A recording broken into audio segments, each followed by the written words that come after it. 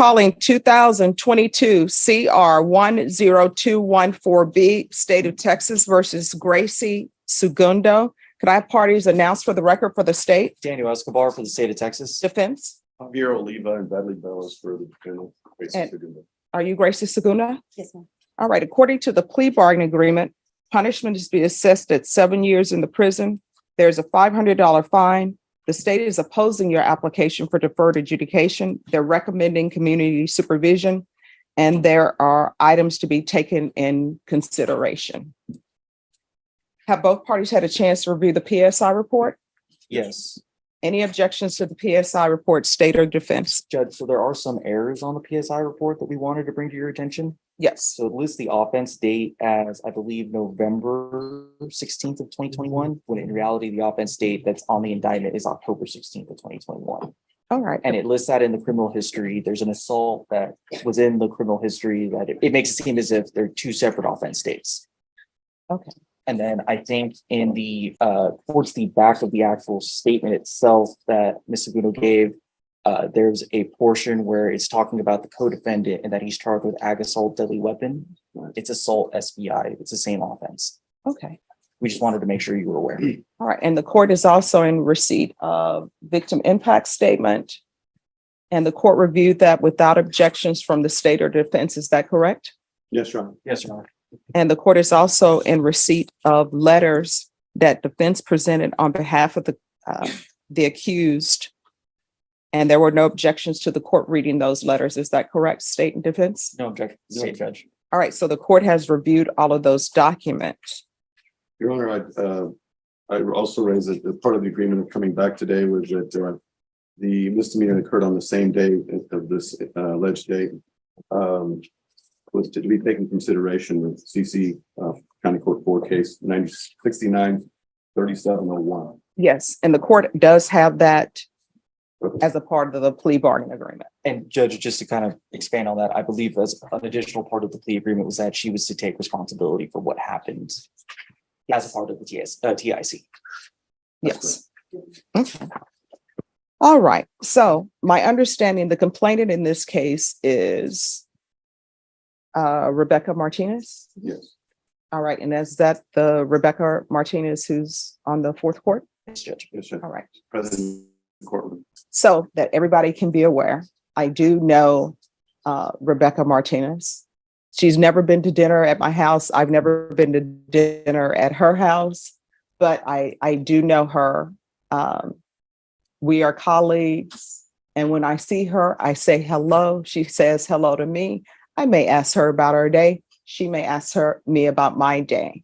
But I will tell you that my decision on this case is not going to be impacted by the fact that I know her. So if anyone has any objections to me hearing this, now is the time to say so. State? No, Your Honor. Defense? Your Honor, I have all the confidence that it was fair and right in this case. So no objection. All right. So are there any witnesses that anyone wishes to present? State? So the state doesn't have any witnesses. The main thing that we wanted the court to be aware of was the statement from the complainant, which the court has already noted that they've read. Yes. Defense, any witnesses? Your Honor, other than my plea to you and our arguments to you before considering sentencing in this matter, I will be speaking and Ms. Sagundo may say a couple of words. And Ms. Sagundo's parents are present in support of her today. I can stand with Mr. Standing here in support of her today. All right. Thank you. They will not be speaking. All right. So before I begin with your presentation, with regards to the case to be taken in consideration, if you could raise your right hand for me, please. Do you solemnly swear affirm the testimony you give will be the truth and nothing but the truth, so help you God? Yes. All right. You can lower your hand, state your name for the record. Gracie Sagundo. All right. And with regards to County Court Cause number 6933701, the state is taking that case into consideration, but to that case, how do you plead? No contest, sorry. I'm just nervous. That's okay. So in order for me to take that into consideration, she will have to accept full responsibility for it. So a no contest plea, I can't accept that because I don't have any police reports in regards to that. So she will have to enter a plea of guilty to it and accept responsibility for it. And then the state will tender dismissal to the court and the court will sign that. I don't know if you want to discuss that with her. We'll go ahead and proceed with a guilty plea, Your Honor. All right. So the county court cause number 693-701. How do you plead to that? Guilty. All right. And state, do you have the dismissal Yes, for the Judge. court in that cause number? All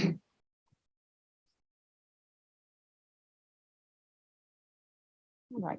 So the court then will hear argument.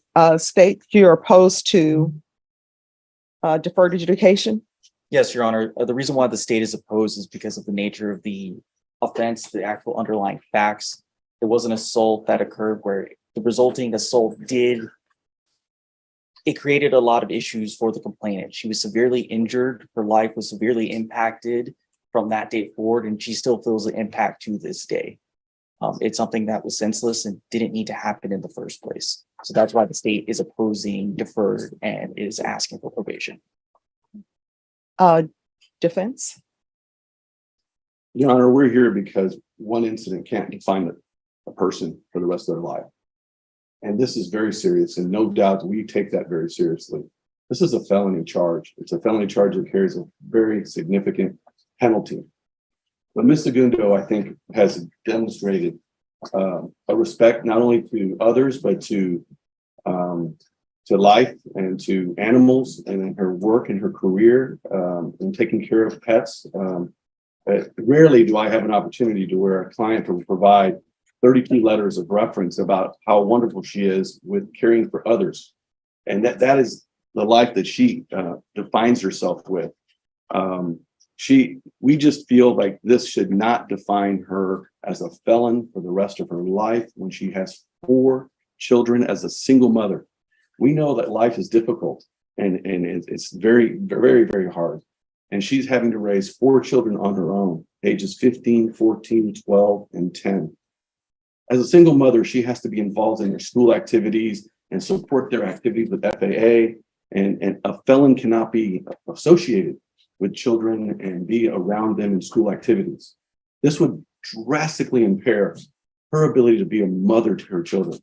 And so she's really fighting to be able to continue to provide the love and the support of 4 children that need their mother so that they can become better than her and have a future. She lives in Houston. She leases a home. She's lived in that home for 3 years. She has good family support. As I've said, her mother and father are present. She has a high school diploma. She has been employed during this whole time. This case is 2 years old. 2 years this week, this happened. And it's been 2 years that she has been experiencing this, and she has complied with everything this court has asked. She's appeared in court. She's traveled from Houston to San Antonio. She has fully cooperated. She has weighed all of her decisions and sought not to seek a trial, but to put the decision on deciding her future on you. And she made that decision because she felt that was in her best interest. She does receive some child support. She is willing to do everything and anything that it takes to give her this opportunity. I explained to her that deferred adjudication is a double-edged sword. You may think that you're not going to be subject to a conviction, but in actuality, you are subject to all the conditions and behavior for 7 years. We're asking you, Judge, to give her that chance, to give her the opportunity to prove to you that this one incident does not define her life or who she is or how she is as a mother or how she works. This case was very regrettable, and it should have been a day of celebration. It was after a football game, and she was acting in defense of another. She doesn't know the victim in this case. She doesn't know the judge. She never knew who she was. And I sincerely believe that just because she's a judge doesn't mean that this case should be treated any different than any other case of any other person who comes to this court and gets justice, because she should get an opportunity to do it. She's willing to do the urine analysis. She's willing to state no contact, and she's had no issues in the last 2 years with the defendant, the complainants in this case. She's willing to take anger management classes. She's willing to do community service. She's willing to do what it takes to give her the chance. And she has proven other than this one incident that happened in a flash, wasn't premeditated, it wasn't thought of. It was just something in a reaction and defense of someone that she was with. And for that reason, we think that she should be given an opportunity to earn the right to be able not to be a convicted felon. The amount of restitution in this case, I think we've agreed to, that was presented before the court was $2,416.29. We fully agreed to repay that. We will work hard every day to pay that back. But in this working community and in Houston and San Antonio, mothers every day have challenges. And we regret that this happened. And I know that she sincerely has nothing personal against Ms. Martinez or her husband. She wants to do what's right, but she also wants a chance, Judge. And I'm asking you with all the fiber of my body to give her that chance.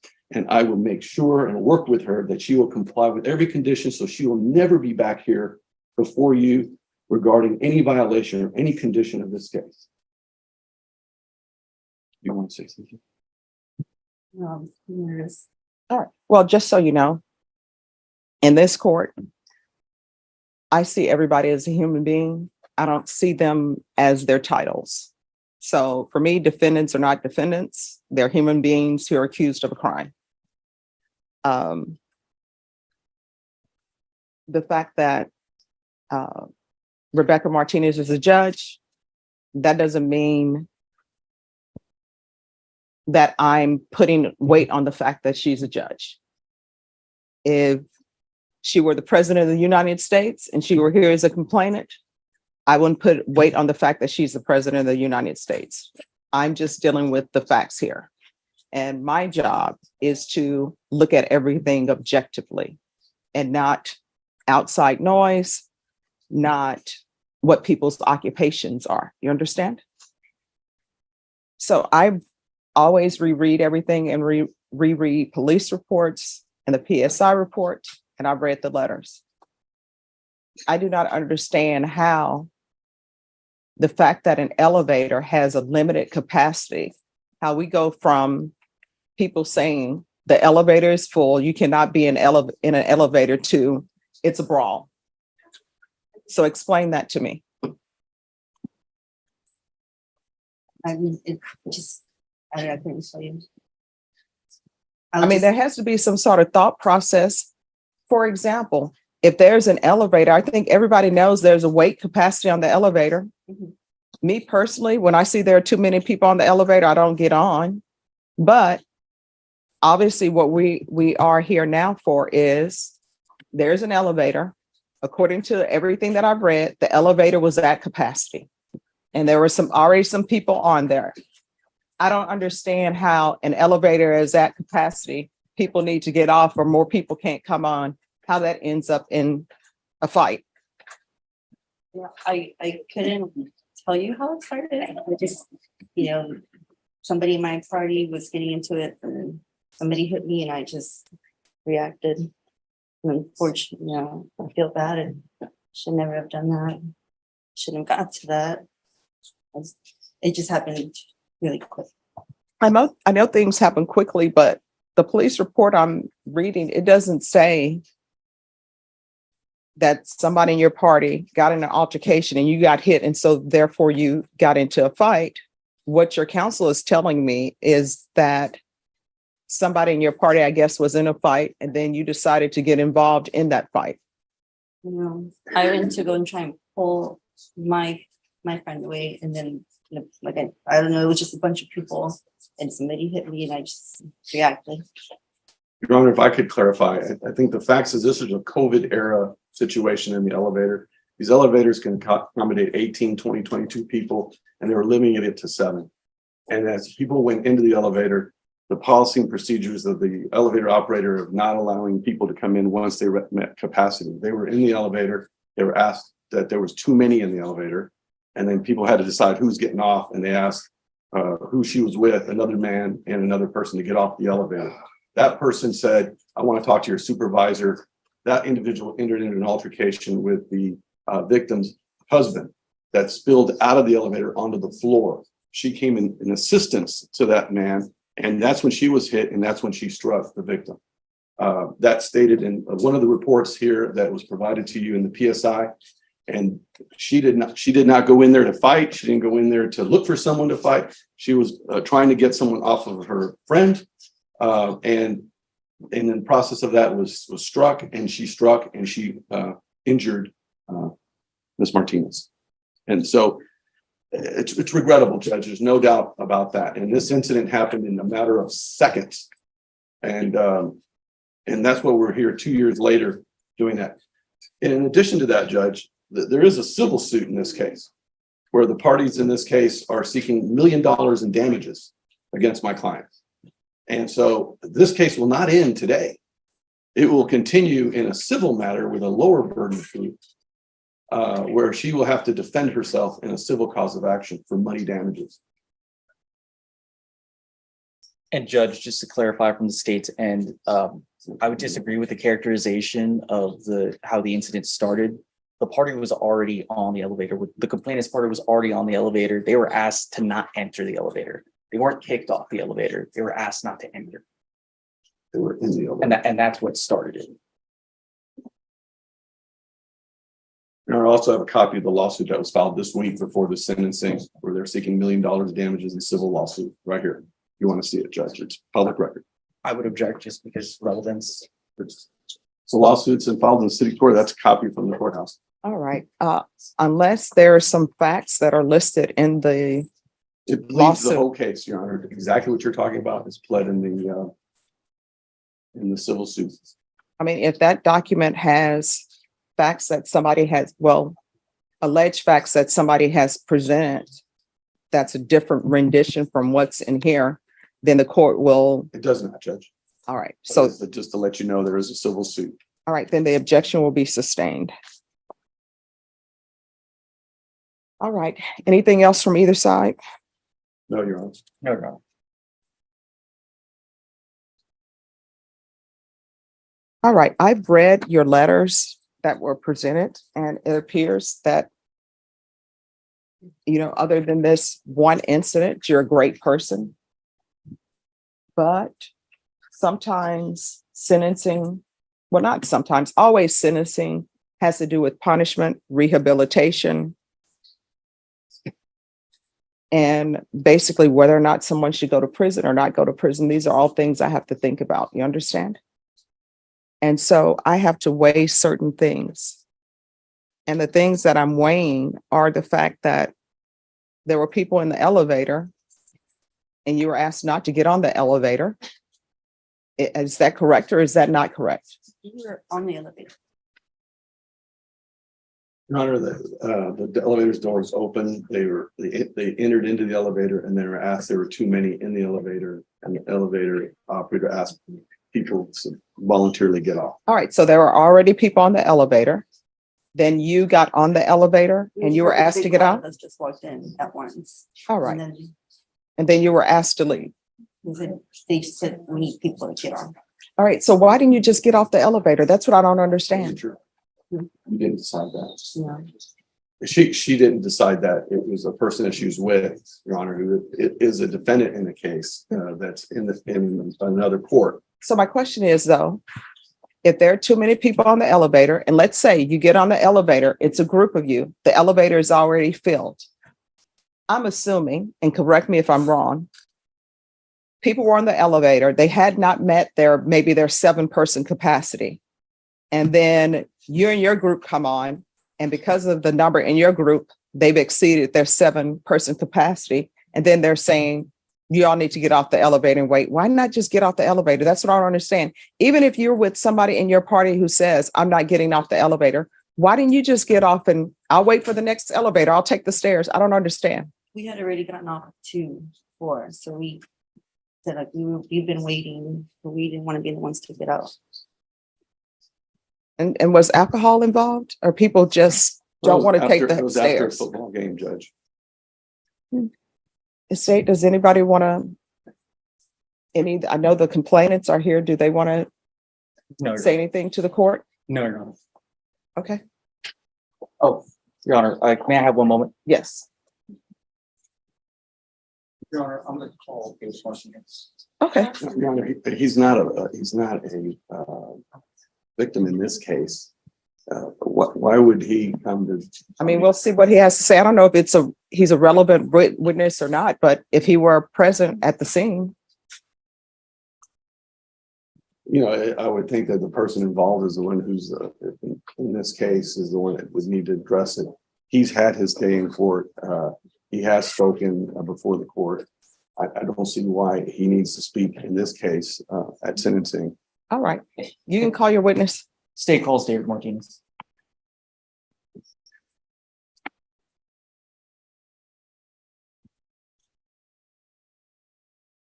All right, Your Honor. you're welcome. If you can raise your right hand for me, please. Do you solemnly swear or affirm the testimony you give will be the truth and nothing but the truth, so help you God? I do. All right, you can lower your hand if you'll state your name for the record. David Martinez. All right, state. Mr. Martinez, from your memory, what occurred on that day? On that day, we were in line to get into the elevator. The capacity of the elevator, of course, as I mentioned, was 18. But because of the COVID era, there was an elevator attendant there. She said only 8 could be allowed in. We were 3 couples and 2 children, which were a total of 8. As we walked in, we were already in the elevator. They decide to come in behind us. The elevator attendant told them they need to step out. It's full. They had been intoxicated. Her friend. Objection, speculation. Overruled. No, they were No. Yeah, here's the thing. You cannot address the attorneys. Once an objection is, no problem. Once the objection is raised, just stop speaking. I'll make a ruling on the objection. And then I'll let you know if you can continue or not, if you have a question about that. That objection will be overruled. He came in, stood at the door, prevented the door from closing, began to. Objection, Your Honor. I just asked for clarification from the ones. I don't know who he is. Which he are you speaking about, sir? Her partner, there was 2 gentlemen, which was the initial one that started arguing with us. And her partner that she was mentioning that walked in and they were not, we were already in the elevator already when they decided to block the door from closing. Can't recall the individual's name, but it was a younger gentleman that was with her. He proceeded to argue with the elevator attendant about, letting them in or not, that it was BS, that they cannot be let in because there was a lot of room. And she told him he had to leave. He continued to argue with her and he said that he wanted to talk to her supervisor. And she says, if that's the case, she shut off the elevator. And that's when words were back and forth. They continued berating us. She was cussing like a sailor as well as the other ones. We kept quiet and they started again arguing with us. We stayed in there. The kids were already getting terrified with what was going on. They started crying and they continued with their vulgar language. And I just told them one time, that's it, F you. The gentleman that was with him got upset. He literally from the outside ran into the elevator, knocked us all over and, assaulted all of us in there.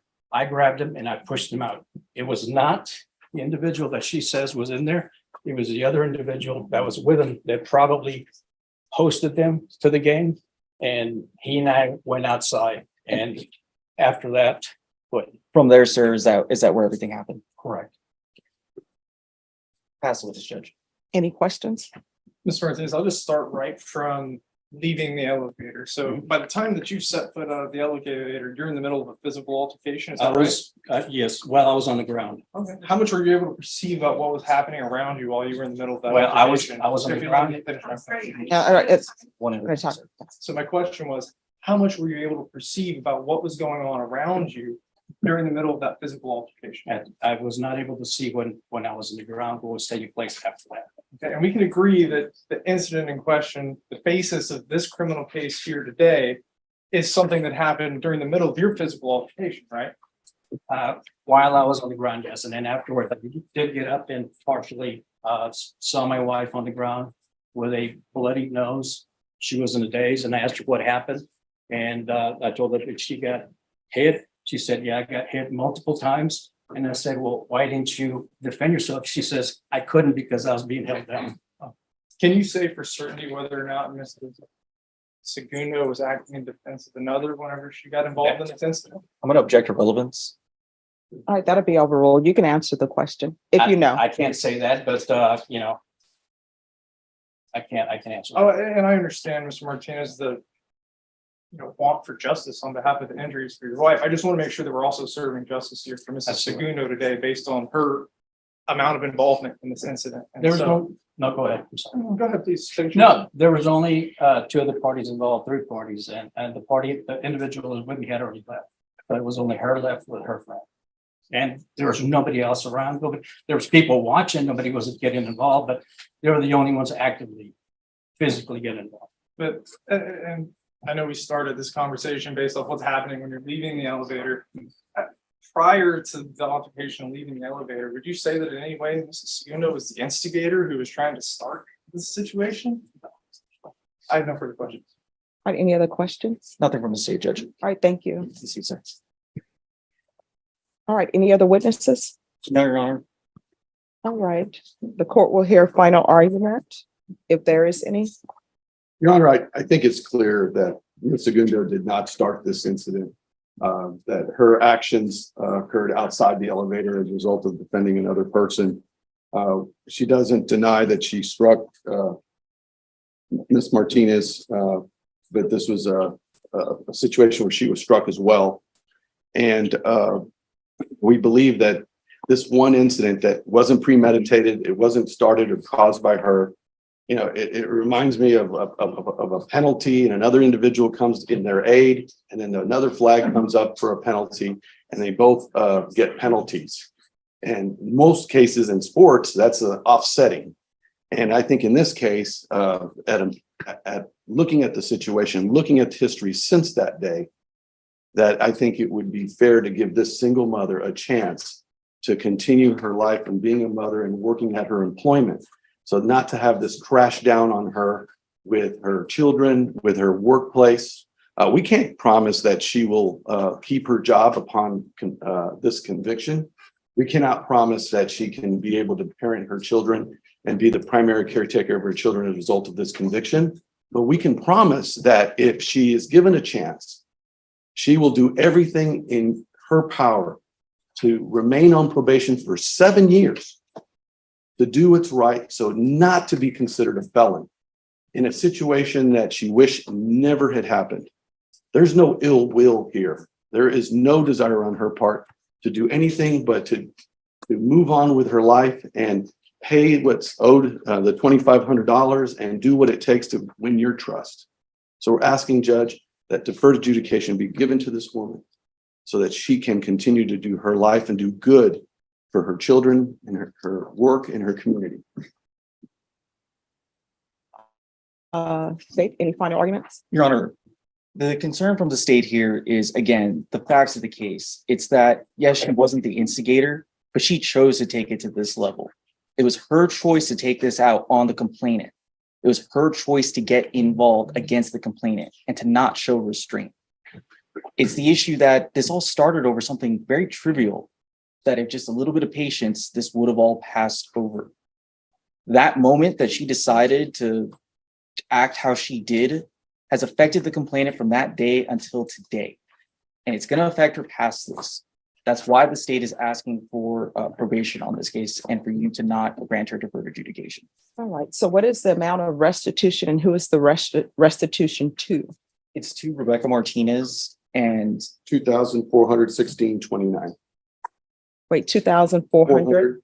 $16.29.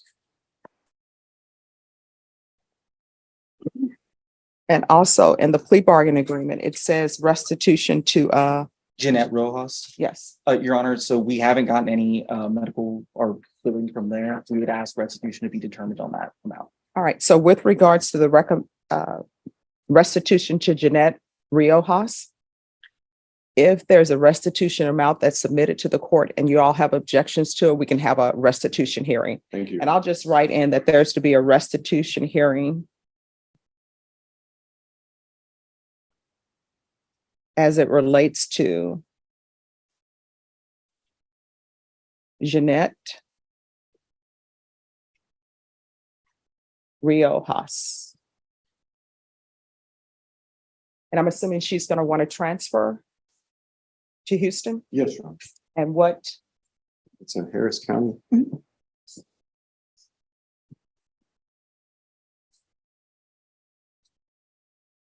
all right, Ms. Sagundo, I've listened to all arguments. I want you to know I paid very close attention to the arguments that were presented, to the witnesses, and to all of the documents that the court reviewed. I realize that sometimes when things happen, it's just a Snapchat or somebody's life, right? It doesn't mean that the person is a horrible person. And I'm sure if people could go back and change things, sometimes people are serious when they say, if I could go back and change things, I would. Maybe I never would have went to the game. I would have just let the elevator went. I would have taken the stairs. I understand that. But we can't turn back the hands of time, right? And the problem in this case, and one of the things that I'm looking at is the fact that the complainant has serious injuries. And it has nothing, my consideration on whether they're a judge or not, that's not playing any factor in my decision. If she did not have that occupation, let's just say she worked at the HEB, for example. Then based upon her injuries, she wouldn't be able to work at the HEB. She wouldn't be able to stock. She wouldn't be able to stand and be a cashier. I don't know what they would have her doing at the HEB. You understand? So her injuries are very serious injuries. And I've read the report that was given to me about her injuries. And I've read the PSI report, and I've read the police reports again in this case, because I always like to review things. So I understand that you're very sorry for what happened, but sometimes, yeah, it's great that you're sorry. It's great that you've internalized things, but there is still some punishment associated with it. And I understand that sometimes when people have felony convictions, they say, well, now I can't do this. I can't do that. I can't do this. But then when you look at the complainant has some lifelong issues. And that's the report that I was given and that your attorney has read. The injuries that she suffered are not going away. And from the report I read, it sounds like they're never going away. She's always going to have those injuries. And I think you know that when people have broken bones, there's a change in the weather, their bones ache. I have it with my fingers because at one point in time, all my fingers were broken on my left hand. So I know when the weather is changing, it gets a little bit painful, not unbearably painful, but it does. So those are a whole host of things that happens when somebody suffers the injuries that she suffered. I understand, as I said, that you're sympathetic, and I believe that you're sympathetic, and if you could do things over, you would. But I am where I am right now, okay? All right, this is what the court is going to do. Court will find you guilty, sentence you to 7 years in the prison, suspended and probated for 5 years. There's a $500 fine that will be probated. There's a transfer to Houston, Texas, Harris County. Taking consideration County Court Cause number 693701, there's to be restitution of $2,416.29 to Rebecca Martinez. There's to be no contact with Rebecca Martinez or Jeanette Riojas. Proof of employment within 45 days. There's to be no employment as a home health care provider with minors. 100 hours of community service restitution. That'll be waived once you complete parenting classes. There's to be regular reporting by Zoom or in person, regular UAs, and restitution hearing as it relates to Jeanette Riojas. I don't see this as an anger management situation. I see this as an aberration. I think she doesn't need anger management classes.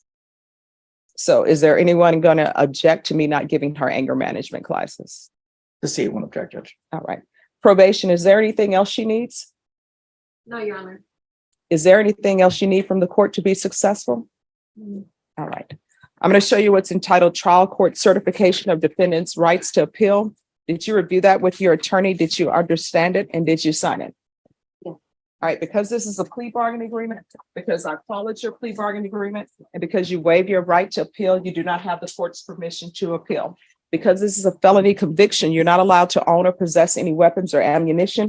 If you have a question of what a weapon or ammunition is, you'll need to speak to an attorney. Do you understand? No. All right, we can go off the record.